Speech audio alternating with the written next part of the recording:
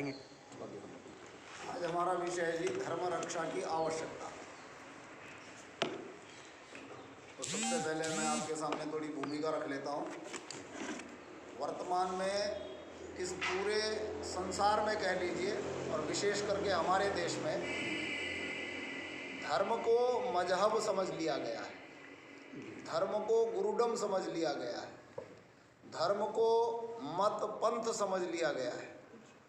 जबकि मूलतः मत पंथ भिन्न है, मजहब भिन्न है, गुरुडमवाद भिन्न है और धर्म एक भिन्न तत्व है जो सार्वकालिक सत्य है, विज्ञान सम्मत है, लॉजिकल है और सबके लिए समान है। उसी का नाम धर्म है। किंतु वर्तमान में इस पूरे संसार में और उसमें विशेषकर भारतवर्ष में, चाहे राजनेता हो, चाहे समाज सेवी हो, चाहे किसी अन्य क्षेत्र में कार्य करने वाला व्यक्ति हो, वो संपूर्ण बिगाड़ की जिम्मेदारी धर्म के ऊपर डाल देता है। और धर्म के अभाव में इस समय पूरे देश में जो गुरुडमवाद चला हुआ है या बाबावाद चला हुआ है या झाड़ फूंक टोना टोटका तंत्र मंत्र या चंगाई सभा या मुल्ला मौलवियों की झाड़ फूंक, इन सबको लोग धर्म से संबोधित करते हैं। सर मगर धर्म तो आज कई प्रकार में बटा हुआ है, जबकि इनमें से धर्म कोई नहीं है। धर्म है सत्य, धर्म है सिद्धांत जो सबके लिए समान है।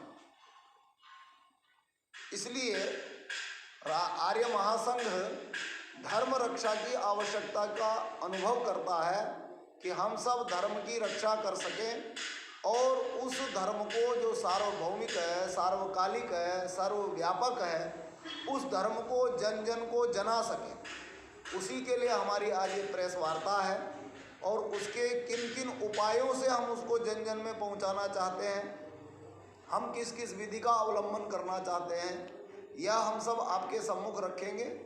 और हमें आशा है कि आप लोग सकारात्मक ढंग से इसको जनता में प्रचारित प्रसारित करने का प्रयास करेंगे। तो हम सब इस वार्ता को प्रारंभ करते हैं। अब आप लोग पूछ सकते हैं। हमारे मध्य में आचार्य संजीव जी जो हमारे आर्य महासंघ के प्रवक्ता हैं, वे आपको बताएंगे और जो आपके प्रश्न होंगे हम आपका उत्तर देंगे। सर आप धर्म की बात कर रहे हैं मगर धर्म तो आज विभिन्न विभिन्न में बटा हुआ है। सर जी, धर्म बटा हुआ होता ही नहीं है। जो बटा हुआ है वो मजहब है, जो बटा हुआ है वो संप्रदाय है, मत पंथ है। धर्म नहीं बटता है, धर्म को कोई बांट ही नहीं सकता है। मान लीजिए आप कहते हैं कि सत्य बोलना चाहिए, क्या इसको बांटा जा सकता है? आप कहते हैं दया करनी चाहिए, क्या इसको बांटा जा सकता है? ये धर्म के छोटे छोटे एक चैप्टर है, लेकिन सत्य ही धर्म है और ये अविभाजित है, अखंडित है। इसको बांटने का कोई उपाय किसी के पास नहीं है। जो बटे हुए हैं ये मजहब हैं और मजहब के नाम पर सारे विश्व में खून खराबा हो रहा है। और हमारे देश में भी जो अराजकता है, अव्यवस्था है या बलात्कार है या पापाचार है, भ्रष्टाचार है, इन सब के मूल में मजहबवाद है। इसी के कारण नशा बढ़ा है, इसी के कारण गुरुडमवाद बढ़ा है, इसी के कारण नारियों का शोषण बढ़ा है। ये सब कुछ मजहब है, ये धर्म नहीं है।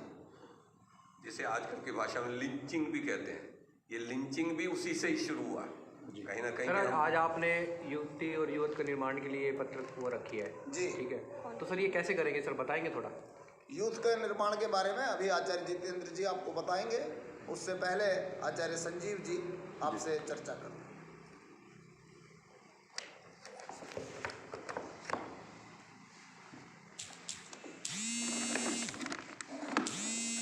आचार्य संजीव जी, आज पत्रकारिता में सभी चैनल आपका स्वागत करते हैं, तो आप क्या कहना चाहेंगे? मैं इस पर चर्चा करना चाहूँगा आप लोगों से। लोग सोचते हैं कि रक्षा करने का तात्पर्य होगा कि ये लाठी डंडे वालों की फौज खड़ी कर लेंगे या ये भी कोई ऐसी सेना खड़ी कर लेंगे जिसमें लोग हथियार उठा उठा करके आ जाएंगे और तब कुछ धर्म रक्षा का कोई अभियान चले। जबकि धर्म रक्षा इन लाठी गोली डंडे आदि से होनी संभव नहीं। धर्म रक्षा से तात्पर्य, हमारा जो धर्म रक्षा से तात्पर्य है वो सीधा सीधा ये है कि जो भी धार्मिक व्यक्ति, विशेषतः मैं कहना चाहूँगा कि सनातन धर्म का प्रत्येक व्यक्ति, चाहे वो स्त्री है, पुरुष है, बालक है, वृद्ध है, उस प्रत्येक व्यक्ति की रक्षा का उपाय धर्म है। अब वो रक्षा ना तो उन लोगों को हम किसी कमरे में बंद कर सकते हैं, किसी चार दीवारी किसी बाड़े में बंद करके रक्षा नहीं कर सकते, इतने लोगों को गार्ड नहीं दे सकते आप कि लाठी डंडा उठा करके उनके पीछे कोई व्यक्ति चलेगा।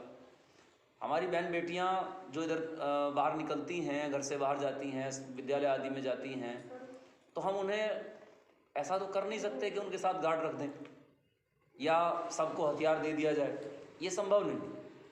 रक्षा केवल विचार से संभव है। अगर हम उन्हें सैद्धांतिक रूप से दृढ़ कर दें, यदि हम उन्हें वो दृढ़तर सिद्धांत दे दें जिन सिद्धांतों से वो अपनी भी रक्षा कर ले जाएं, और जिसको हम धर्म कह रहे हैं, जिसको आचार्य जी कह रहे हैं कि सत्य है, जो सार्वकालिक है, सार्वभौमिक है और सबके लिए एक जैसा है, उस धर्म की रक्षा बिना विचार के संभव नहीं। आचार्य जी, एक बात पूछना चाहते हैं कि कहीं ना कहीं पाश्चात्य संस्कृति इस देश की संस्कृति पे, भारतीय संस्कृति पे कहीं ना कहीं वो एक ऐसे मंडरा रही है, और आज जो अपने भारतीय जो युवा है उनके अंदर व्यक्तित्व निर्माण भारत को लेकर के होना चाहिए, वो आज पाश्चात्य की ओर बढ़ रहा है। इसका कारण क्या है? संस्कृति के संबंध में जहाँ तक कहना है, सामान्य रूप से लोग कहते हैं कि ये पाश्चात्य है, ये पौर्वात्य है, लेकिन संस्कृति पाश्चात्य आदि नहीं होती। संस्कृति तो संस्कृति है। संस्कृति जहाँ भी हो वो माननीय है, बढ़िया है, उसमें कोई संशय की बात नहीं, वो मानना नहीं चाहिए। और उसका कारण है ठीक ठीक सिद्धांतों का, ठीक ठीक जानकारी का लोगों तक नहीं पहुंचना। सबसे बड़ी गड़बड़ क्या है कि सारे संसार में धर्म का जो मूल स्रोत है, वो धर्म का मूल स्रोत हमारा ये आर्यावर्त, ये भारत है। लेकिन आज दुर्भाग्य ये है कि यहीं के लोग धर्म को नहीं जानते, यहीं के लोग धर्म को भूल गए, क्योंकि ठीक ठीक सिद्धांत उन तक पहुंचते नहीं। तो हमारा कर्तव्य है कि हम ये ठीक ठीक सिद्धांत लोगों तक पहुंचाएं। अब उन ठीक ठीक सिद्धांतों को लोगों तक पहुंचाने में जो सबसे एक महत्वपूर्ण सिद्धांत है, वो सिद्धांत जो सबसे सरल है, सबसे संक्षिप्त है, छोटा है, सबसे अविरुद्ध है। जैसे उसके लिए किसी सड़क रोकने की आवश्यकता नहीं है, उसके लिए बहुत ज़्यादा कहीं शोर मचाने की आवश्यकता नहीं है, उसके लिए हमें कहीं ऐसा कुछ भी विरोध करने की आवश्यकता नहीं, कोई संसाधन नहीं चाहिए। वो साधन है संध्या। और संध्या एक ऐसा उपाय है कि ये संध्या धर्म की रक्षा कर सकती है। और जो लोग धर्म की रक्षा करना चाहते हैं उन्हें प्रातःकाल सायंकाल दोनों समय संध्या करनी होगी, और संध्या करवानी होगी, अर्थात अन्य लोगों को भी संध्या की प्रेरणा दे करके उनको संध्या सिखाने का कार्य करना है। और ये जो संध्या सिखाने का कार्य है, इस संध्या सिखाने के कार्य को हम मुख्य रूप से इस धर्म रक्षा अभियान में हम लाने वाले हैं, और इस अभियान को हम प्रचारित करेंगे। आप लोगों से भी चाहेंगे कि आप लोग भी इसे प्रचारित करें कि धर्म रक्षा अभियान है, अर्थात ईश्वर से जुड़ो और ईश्वर से जोड़ लो। आचार्य जी, जैसे आज देखा जाता है कि हमारी संस्कृति है उसमें गुरुकुल में उसका व्यक्तित्व का निर्माण किया जाता था। आज अगर स्कूलों में देखा जाए तो उसके सिर्फ पढ़ाई और उसके एक जो बैग है, नर्सरी क्लास से लेकर 10th क्लास तक के बच्चे के पीछे बैग बहुत उसका वजन होता है, वो कुछ और ले आ रहा है। जो व्यक्तित्व निर्माण की बात आर्य समाज कहता है, गुरुकुल कहता है, वो कुछ और कहता है। नहीं, मैं केवल इस संबंध में तो इतना ही कहना चाहूँगा कि इस जो आधुनिक व्यवस्था है इसमें सुधार की आवश्यकता है जी। और ये सुधार वैदिक विद्वानों के दृष्टिकोण से हो, ये हम चाहेंगे। लेकिन इसमें कदापि ये ना समझा जाए कि हम आधुनिक शिक्षा के विरोधी हैं। आधुनिक और वैज्ञानिक शिक्षा का हम बिल्कुल विरोध नहीं करते। आर्य समाज ने आरंभिक काल से इसको अपनाया ही नहीं, इसको बढ़ाया है, और हम सब वैज्ञानिकता के और वैज्ञानिक शिक्षा के पूरी तरह से पक्षधर हैं। हाँ, उसमें ध्यान रखना होगा कि चरित्र अपने स्थान पर महत्व रखता है। जो आज समस्याएं खड़ी हैं वो इसीलिए खड़ी हैं क्योंकि हमने उसमें से धर्म निकाल दिया। बिना धर्म के जो जानकारी है वो ऐसी है कि आपको ये तो पता है कि यहाँ से चंडीगढ़ इतने किलोमीटर है, लेकिन आपको ये नहीं पता कि मुझे चंडीगढ़ जाना है कि दिल्ली जाना है। अब वो कितने भी किलोमीटर हो तो इससे कोई अंतर नहीं आता। ये हमारा देश ऋषि मुनियों का रहा है, यहाँ पे बड़े बड़े ऋषि मुनियों ने जन्म लिया है और कहीं ना कहीं हम उनसे सीख लेते हैं। बड़े बड़े जो अगर रामायण की बात करें या मतलब महाभारत की बात करें या बड़े बड़े शास्त्रों की बात करें, कहीं ना कहीं उन्होंने लेख लिखे हैं और आज उन्हीं को हम लोग पढ़ते हैं और उनके आधार पर हम लोग चलते हैं। परंतु कहीं ना कहीं देखा जाता है कि आज राजनीतिकरण के अंदर कहीं ना कहीं बहुत ज़्यादा कई आंदोलन चल रहे हैं या कुछ और चल रहा है, इस पर कुछ समझ से नहीं आ रहा देश कहाँ दिशा चेंज हो रहा है कुछ देश के। मैं फिर इसमें वही लाऊंगा कि मूल चीज़ है कर्तव्य, मूल चीज़ है धर्म। अगर धर्म को हम छोड़ देंगे, वो चाहे सरकार छोड़े और चाहे जनता छोड़े, यदि हम धर्म को छोड़ देंगे तो युद्ध ही होगा, इसके अतिरिक्त कुछ नहीं होगा। तो मूल है कि हम अपने अपने कर्तव्य पर हैं। हमारी जो संस्कृति है वो संस्कृति कर्तव्यों की संस्कृति है। आज कर्तव्यों की संस्कृति के स्थान पर अधिकारों की संस्कृति आ रही है। तो अधिकारों की संस्कृति आने से समस्या तो आनी है। अधिकारों की संस्कृति होगी तो व्यक्ति अधिक प्राप्त करना चाहता है। अब जब वो उसके साथ में जो उसका कर्तव्य है कि मुझे करना कितना है, यदि वो करना भी चाहे तो तब तो उसके अधिकार अपने आप उसका सीमित हो जाता है। लेकिन जब वो करना नहीं चाहता और केवल प्राप्त करना चाहता है, तो ऐसी स्थिति में जो अधिकार है वो केवल अधिकार को येन केन प्रकार किसी भी प्रकार से वो अधिकार प्राप्त कर लेना चाहता है, तो फिर नियम टूटते हैं, समस्याएं पैदा होती हैं। आचार्य जी को सुना जाता है कि कहीं ना कहीं धर्म परिवर्तन की बात चलती है। जहाँ तक परिवर्तन का विषय है तो वो केवल मजहब बदले जा सकते हैं, धर्म तो बदला नहीं जा सकता। धर्म को केवल या तो छोड़ा जा सकता है और या तो अपनाया जा सकता है। सीधा तात्पर्य या तो व्यक्ति अधार्मिक हो सकता है और या तो धार्मिक हो सकता है, इसके अलावा बीच में कोई चीज़ नहीं होती। हाँ, जहाँ तक प्रश्न है, यदि सनातन धर्म के, मैं कहना चाहूँगा सब लोग संध्या करें, तो मैं पूरे विश्वास के साथ कहता हूँ कि जिस दिन वो दिन होगा जब हम सब लोग संध्या पर दृढ़ होंगे, संध्या करेंगे, तो निश्चित रूप से जो अन्य मतावलंबी मुसलमान आदि जो भी हैं वो सब पुनः इसलिए कह रहा हूँ क्योंकि पहले ये सब इसी संस्कृति को अपनाते थे। हमारी ढील से, हमारे छोड़ देने से वो सैकड़ों में होते थे और हजारों में होते थे, आज लाखों की तादाद में वो धर्म को ग्रहण करते जा रहे हैं। नहीं, मैं उसमें ये कहूँगा कि मैं ये मानता हूँ कि जहाँ तक लोग सोचते हैं कि उनकी ज़्यादा गलती है, मैं तो सोचता हूँ उनकी ठीक है। वो आक्रामक हैं और आक्रामकता समस्या पैदा करती है और हम तो उसे धर्म भी नहीं मानते। जिस प्रकार का वो करते हैं वो सब मजहब है, और मजहब में जिस प्रकार वो अपनी चलाते हैं, आज भी उनकी जमातें और पता नहीं क्या क्या वो चल रहा है, वो सब चलाते हैं। हम लोग उससे सहमत नहीं हैं। जिस प्रकार से डरा के धमका के किसी से बात मनवाना, इससे हम सहमत नहीं। लेकिन हम इसमें गलती ज़्यादा मानते हैं अपने लोगों की। अगर हमने अपना जाना ही नहीं है, हमने अपने लोगों को सत्य सिद्धांत बताया ही नहीं है, तो उसे जो मिलेगा, भाई एक व्यक्ति को भूख है, अब भूख है तो उसे भूखे में जो दोगे, अब उसका गुणवत्ता उसकी कितनी है, उसकी क्वालिटी कैसी है, ये तो बाद में निर्भर करता है, पहले उसके पास उपलब्धता क्या है। आचार्य जी, हिंदू मुस्लिम सिख ईसाई आपस में हम भाई भाई ये नारा राजनीतिकरण भी दिया गया है। और कहीं ना कहीं देखा जाता है कि जो किशोर अवस्था से जब युवा अवस्था में जब आते हैं और उस समय अगर उसका रास्ता चेंज हो जाएगा तो वो कहाँ पे जो भारतीय संस्कृति की बात करेगा। 15-20 मिनट के बाद कर दो। वैसे जहाँ तक इसका प्रश्न है तो मैं तो ये मानता हूँ हिंदू मुस्लिम भाई भाई नहीं, बल्कि संसार के सारे मनुष्य भाई भाई हैं, चाहे वो हिंदू मुस्लिम सिख ईसाई जो भी हैं, मत पंथ संसार में सब भाई हैं, इसमें कोई संशय की बात नहीं है। लड़ाई केवल विचार के भिन्न होने से होती है, वो घर में भी होती है, बाहर भी होती है। आप भिन्न विचार दोगे तो लड़ाई होगी। तो विचार को एक कर किया कैसे जाए, तो मैं समझता हूँ इस बात पर उत्तराचार्य जितेंद्र जी अच्छा देंगे, क्योंकि जिस संस्था के वो हेड हैं, तो वहाँ से कार्य चल भी रहा है।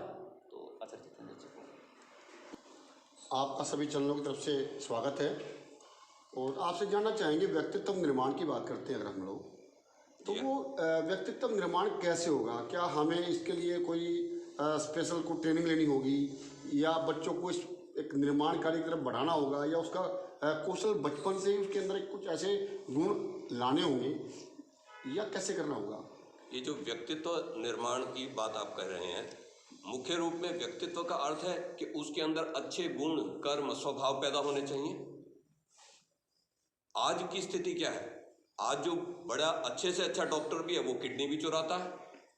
आज जो बड़े अच्छे से अच्छा इंजीनियरिंग को जानता है वो रिश्वत भी लेता है। आज जो बड़े से बड़ा चार्टर्ड अकाउंटेंट है वो भी टैक्स चोरी करना सिखाता है।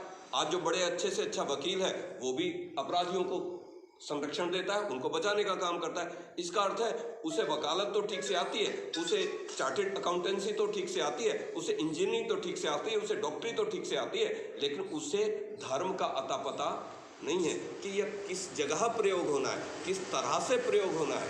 अर्थात वो जो व्यक्तित्व जो जिसकी आप कह रहे हो, वो व्यक्तित्व का अभाव है। वो उसका मुख्य कारण है कि वो उस धर्म को जानता नहीं है। धर्म के अभाव में चाहे कितना बड़ा डॉक्टर हो वो शोषण करता है, चाहे कितना बड़ा इंजीनियर हो वह भी कहीं ना कहीं समाज को हानि पहुंचाता है, वो कितना ही बड़ा वकील हो वह भी कहीं ना कहीं हानि पहुंचाता है धर्म के अभाव के कारण। और यदि वह धर्म हमें ठीक से समझा दिया जाए, मैं डॉक्टरी का विरोधी नहीं हूँ, मैं इंजीनियरिंग का विरोधी नहीं हूँ, मैं अकाउंटेंसी का विरोधी नहीं हूँ, मैं वकालत का विरोधी नहीं हूँ, लेकिन वो धर्म युक्त है तो हितकारी है और अधर्म युक्त है तो वह हानिकारक है। आज वो धर्म का जो प्रवृत्ति है वो आज समाज से लुप्त हो चुकी है।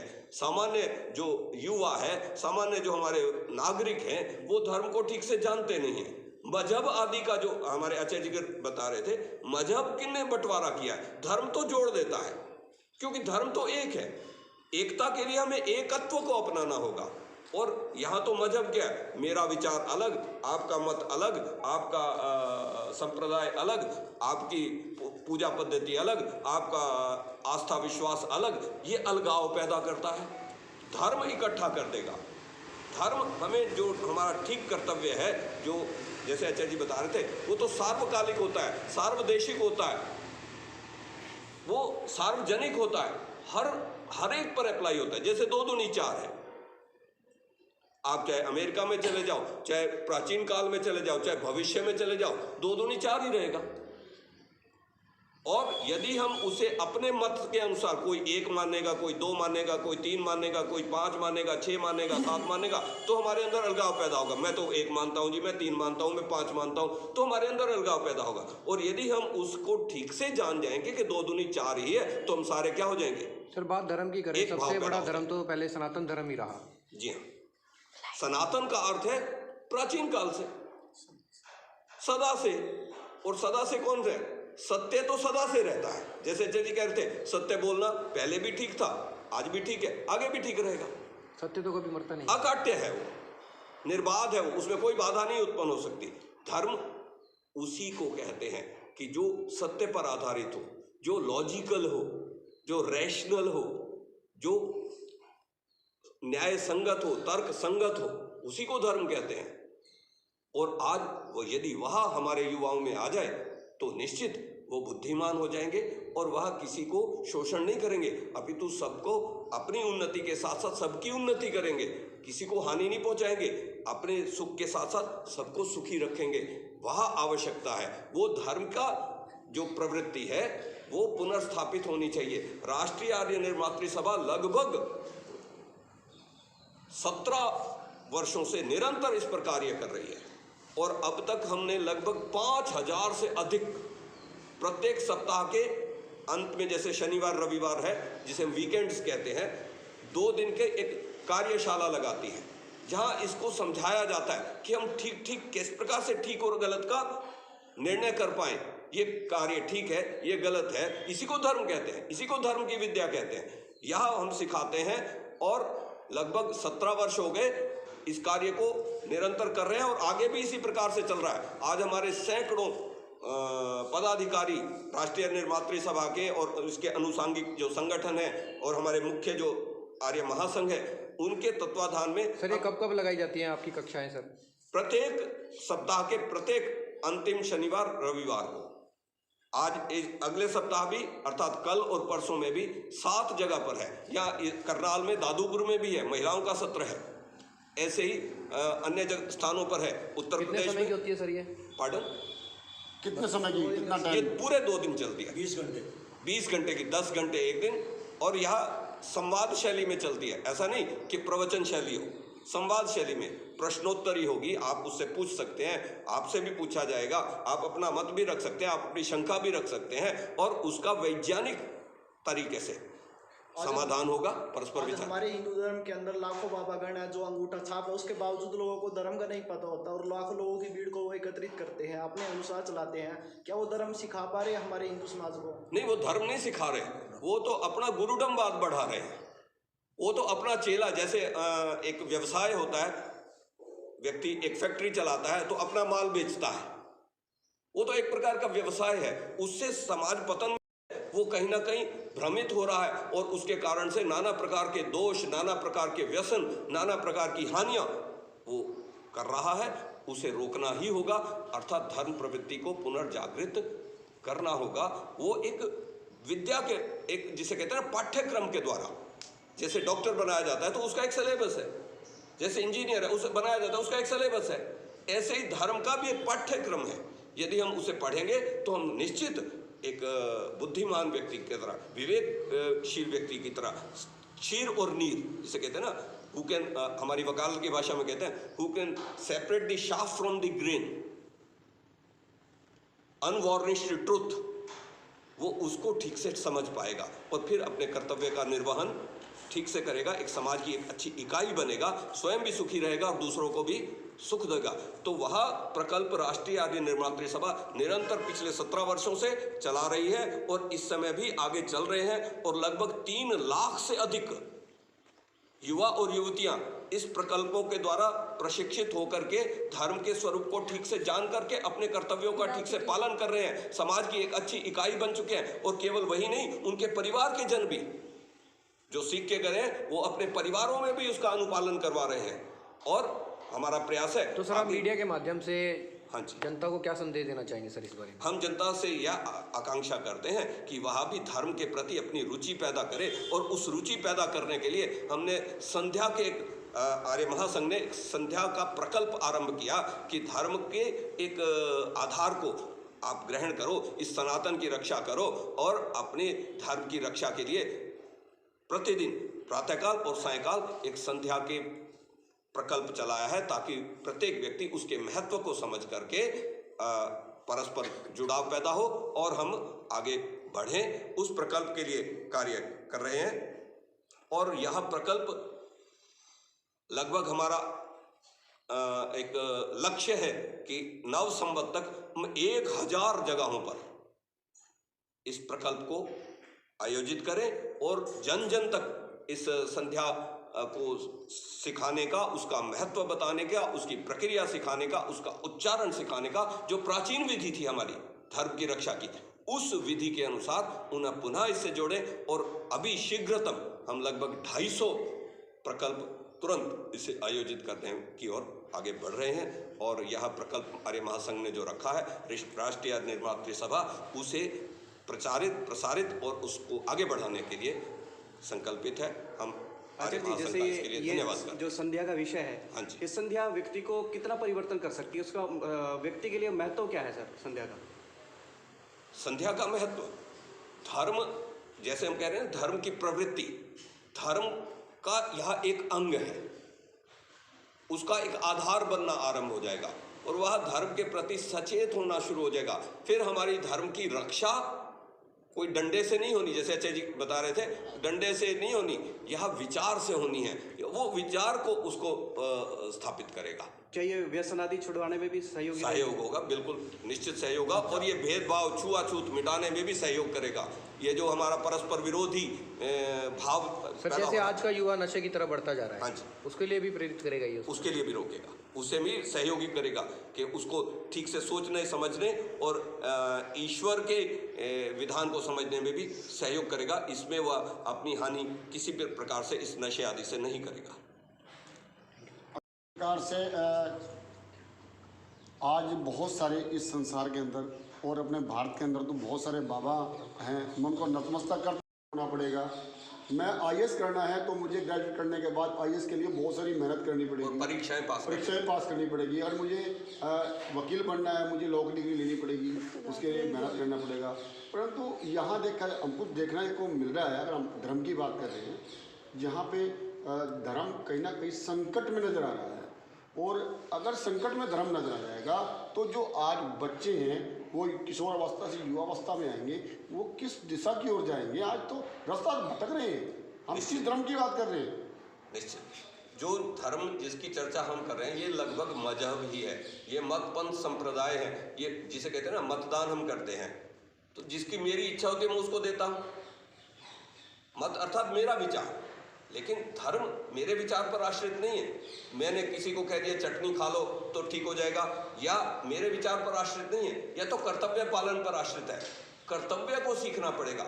और आज जितने भी गुरु प्रसिद्ध हो रहे हैं ये कोई व्यवस्थित पढ़ाई करके नहीं आए हैं।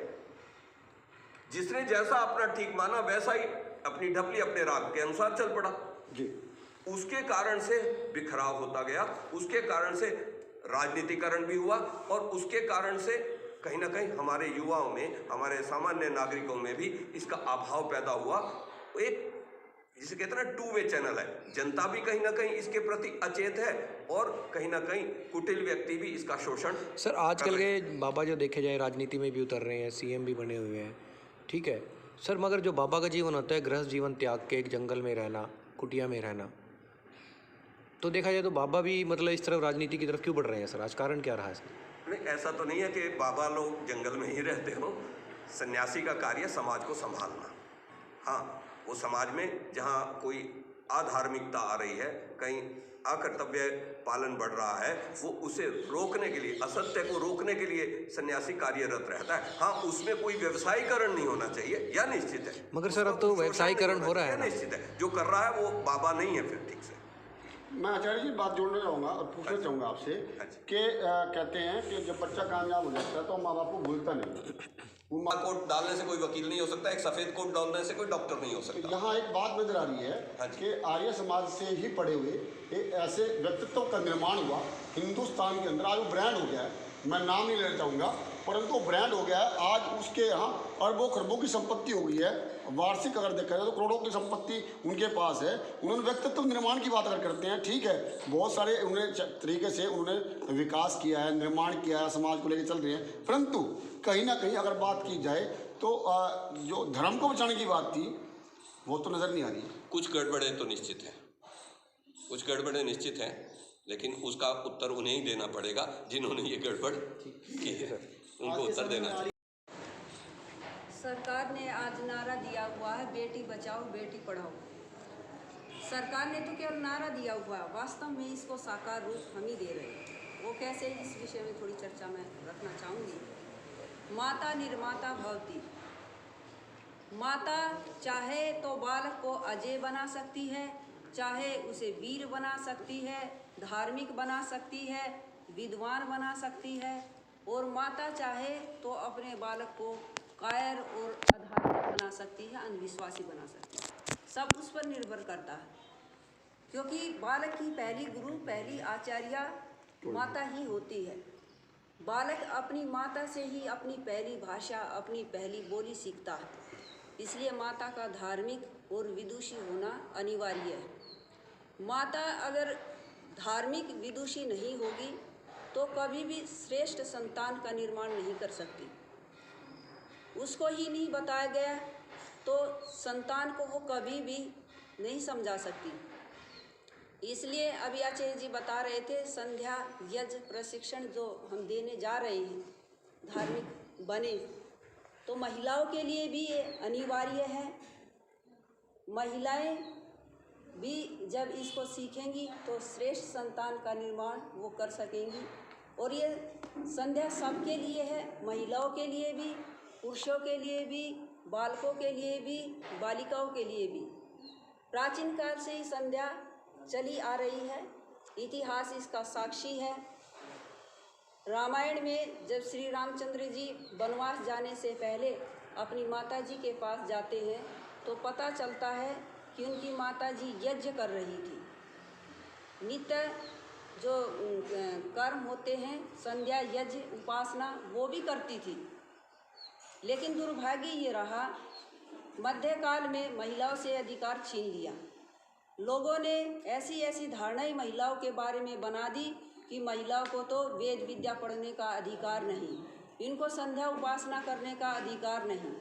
लेकिन ऋषि दयानंद का ऋण हमारे ऊपर है कि उन्होंने हमें ये अधिकार दिलवाया कि महिलाओं को भी वेद पढ़ने का अधिकार है, महिलाओं को भी संध्या उपासना करने का अधिकार है, महिलाओं को भी मुक्ति में जाने का अधिकार है। और आज भी हमारे पौराणिक भाई अपनी महिलाओं को संध्या नहीं करने देते, उनको अनुमति नहीं है। इसलिए हम महिलाओं को संध्या सिखाते हैं। हमारे यहाँ महिलाएं संध्या करती हैं, वो संध्या करें। डॉक्टर साहब, मैं बात आपसे जानना चाहूँगा कि अगर सरकार कहती है कि जो 50% महिलाओं को और 50% समाज जो पुरुष प्रधान हैं उनको उनका हक और अधिकार में शामिल किया जाना चाहिए। अभी चुनाव भी आने वाले हैं, तो अभी चुनाव होने ही थे, तो अभी कुछ महिलाओं ने रिट डाली है हाई कोर्ट और सुप्रीम कोर्ट के अंदर कि 33% महिलाओं को सम्मान जो अधिकार मिल रहा था, तो उन्होंने कहा 50% क्यों नहीं। तो फिर वो रिट डाल करके अब वो चुनाव रोक दिए गए हैं, दोबारा से चुनाव होने वाले हैं। कहीं ना कहीं कहा जाता है कि अब शायद वो होने जा रहा है। ऐसा क्यों माना जा रहा है कि जब महिला 3 घरों का निर्माण करती है, अपने घर का, अपनी आने वाली बेटी का, जहाँ पे रहती है अपने परिवार का, ससुराल का करती है, तो उसको आज भी पुरुष प्रधान देश क्यों बन रहा है? हमारी परंपरा में ऐसा नहीं है। हमारी परंपरा में महिला को दासी नहीं समझा गया, उनका अपना व्यक्तित्व है। महिलाएं हमारे यहाँ बड़ी बड़ी विदुषिया, वीरांगनाएं, क्षत्राणी और राज्य करने वाली रही हैं, महारानियां रही हैं हमारे यहाँ। तो आर्य की परंपरा में ये भेदभाव बिल्कुल नहीं है। ये अभी मैंने बताया, अब भी लोग उन्हें संध्या का अधिकार नहीं देते। तो ऐसी धारणाएं जिन लोगों की हैं, आज भी वो धारणा बनी हुई है समाज। डॉक्टर साहब, मैं आपकी बात को मानता हूँ। जहाँ 1 अरब और 31 करोड़ की बात करते हैं, सिर्फ रानी झांसी की रानी एक नजर आती है, महिला तो करोड़ों हैं। नहीं, आप और पीछे जाएं जी। हमारी परंपरा कोई 1-2 लाख वर्ष की नहीं है, करोड़ों वर्षों की हमारी परंपरा। उसमें बहुत सारी महिलाएं महारानियां रही हैं। डॉक्टर साहब, मैं आधुनिक समय की बात कर रहा हूँ, आज के समय की बात कर रहा हूँ कि आज पुरुष प्रधान ही क्यों है। महिलाओं को सम्मानजनक कहते हैं, बेटी बचाओ बेटी पढ़ाओ, पर बेटियों को उस प्रकार से सम्मानजनक उनका जो एक संवैधानिक अधिकार है, जो डॉक्टर BR अम्बेडकर जी ने भी महिलाओं के लिए बहुत सारी योजनाओं का उनको फ़ायदा देने का काम किया है संविधान के अंदर भी, परंतु कहीं ना कहीं फिर भी लुप्त होते जा रहे हैं। वो सिद्धांत महिलाओं को जब दिए जाएंगे, समाज में इस तरह की व्यवस्थाएं जब बनाई जाएंगी, तो ये भेदभाव जो आप बता रही हैं नहीं होगा। उसके लिए ही पुरुषार्थ हम कर रहे हैं। आप डॉक्टर साहब, इस संघ के द्वारा जो ग्रामीण स्तर की महिलाएं हैं, जो अनपढ़ महिलाएं हैं, उनमें किस प्रकार से सर्वांगीण विकास की बात, बराबरता की जो बात है, वो किस प्रकार से लेकर के आएंगे? जो हमारी विद्या है हम देने जाते हैं, अभी भी दादूपुर में है, इस शनिवार रविवार को हमारा सत्र, तो मैं महिलाओं के सत्र लेती हूँ और शनिवार रविवार को, जैसा आचार्य जी ने बताया, तो जो सिद्धांत हम देते हैं वो ग्रामीण महिलाओं को भी सबला बनाते हैं, और जो आधुनिक खूब पढ़ी लिखी हैं उनको भी सबल बनाते हैं।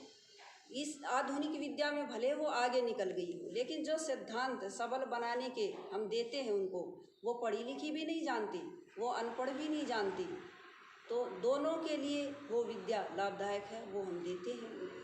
उसके लिए तो बहुत सारी डॉक्टर सुशीला को पैदा होना पड़ेगा, जब नारियों का उत्थान की बात करें तो। बिल्कुल, उसी के लिए हम प्रयासरत हैं। तो क्या आप बहुत सारी सुशीला को डॉक्टर सुशीला बनाना चाहेंगे? हाँ, बहुत सारी महिलाएं हमारे साथ ही समकालीय क्षेत्र में हैं, और आचार्य भी हैं, हमारी प्रवक्ताएं भी हैं, उपदेशिकाएं भी हैं।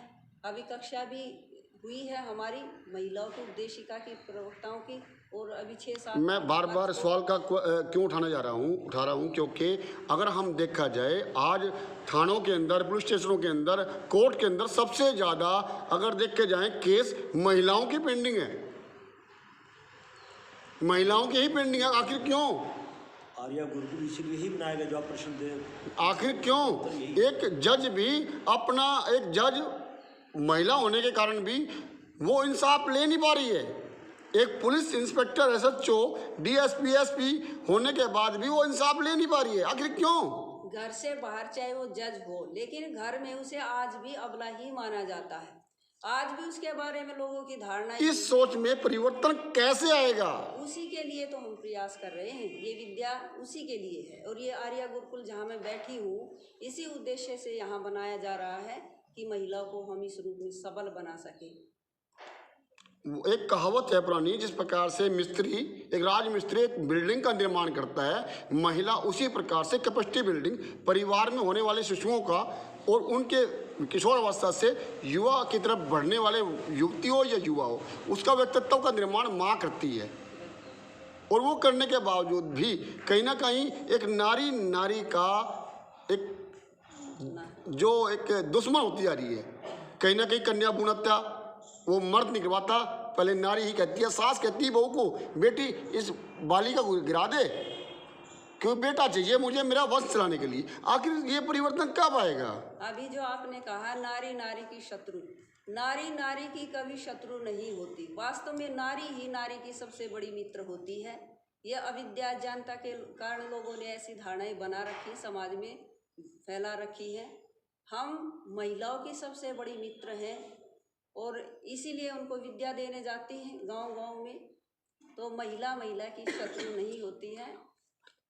हम उनके हित के लिए कार्य कर रहे हैं। जब महिला की मित्र बनकर उनके उत्थान के लिए कार्य करेगी तो निश्चित रूप से इसमें बदलाव आएगा। धन्यवाद। हम बात करना चाहेंगे, हमारे बीच में डॉक्टर आचार्य चंद्रकांता जी हैं, तो उनसे भी कुछ जानना चाहेंगे आखिर वो क्या कहना चाहेंगे। वो भी एक महिला हैं और महिलाओं के का निर्माण किस प्रकार से होगा। जी आचार्य जी।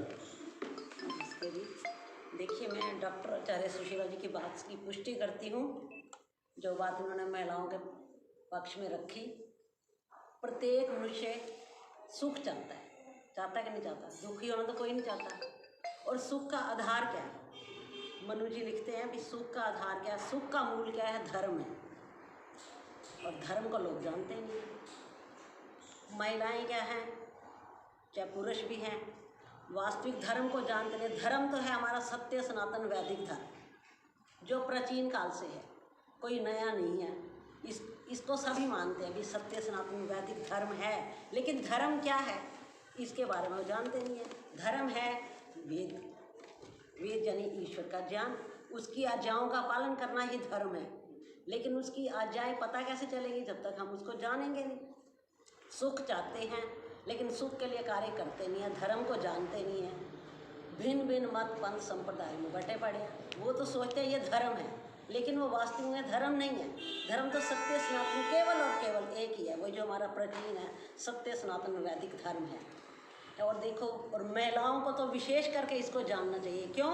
क्योंकि जो महिला है वो परिवार